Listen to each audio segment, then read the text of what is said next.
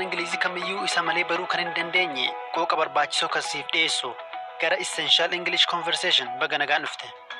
Ani ammayyuudha. Kutaa kana keessatti akkaataa ittiin of ibsitu barachuuf jirta. Namoonni lama yeroo jalqabaaf walitti dhufan akkamiin akka walitti dubbatan caqasi. Hello, I'm Shan. What's your name? Hi, my name's Phil. Nice to meet you. Nice to meet you too. Yoo hubachuuf si rakkise hin yaadda'in. Shaakalloof akka si gargaaru haasawicha addaan qoodna. Dubartiin jalqabaa, Hello, I'm Shan. Akkam, ani Shan jette. Atis, Hello, jettee maqaa keetti aansuu dandeessa. Gaalicha caqasiitii irra deebi'i. Hello, I'm Shan. Itti aansuudhaan, What's your name? Maqaan kee eenyu jettee nama biraa gaafatte. Gaalicha caqasiitii irra deebi'i. What's your name? Kan lammata dubbate maqaasaa himuuf haala addaa fayyadame. My name is maqaan koo jedhe.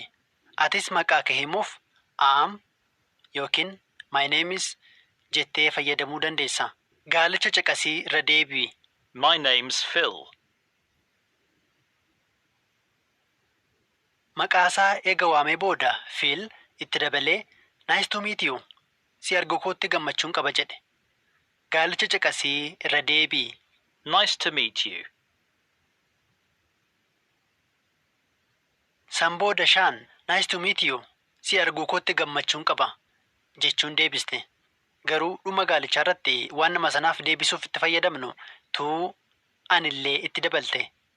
Gaalicha caqasii irra deebi'i. Nice to meet you too.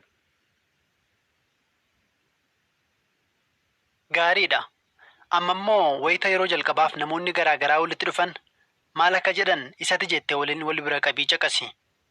Hi, I'm Pete. What's your name? Hi, my name's Mark. Nice to meet you. Nice to meet you too. Hi, I'm Alice. What's your name? Hi, my name is Claire. Nice to meet you. Nice to meet you too.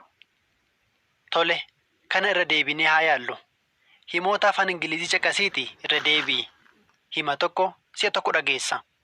Hello, I'm Shan. What's your name? Hi, my name's Phil. Nice to meet you. Nice to meet you too. Gaariidha. Hangam afaan Ingilizii akka yaadattu haa ilaallu. Himoota qooqa keetiin caqasiiti afaan Ingiliziitiin maal akka ta'an dubbadhu. Akkam, ani Shan. Hello, I'm Shan. Maqaan kee eenyu? What's your name? Hayyee, maqaan koo Phil. Hi, my name's Phil. Si arguu kootiin gammadeera. Nice to meet you. Anillee si arguu kootti gammachuun qaba. Nice to meet you too. Gaariidha. Amma haasawa guutuu irra deebiin caqasi. Hello, I'm Shan. What's your name? Hi, my name's Phil. Nice to meet you. Nice to meet you too. Dansa. Amma maqaa kee dubbachuu fi maqaa namoota biraa afaan Ingiliziitiin gaafachuu dandeessa. Hanga ammaatti waan baratte irra deebi'i yaali.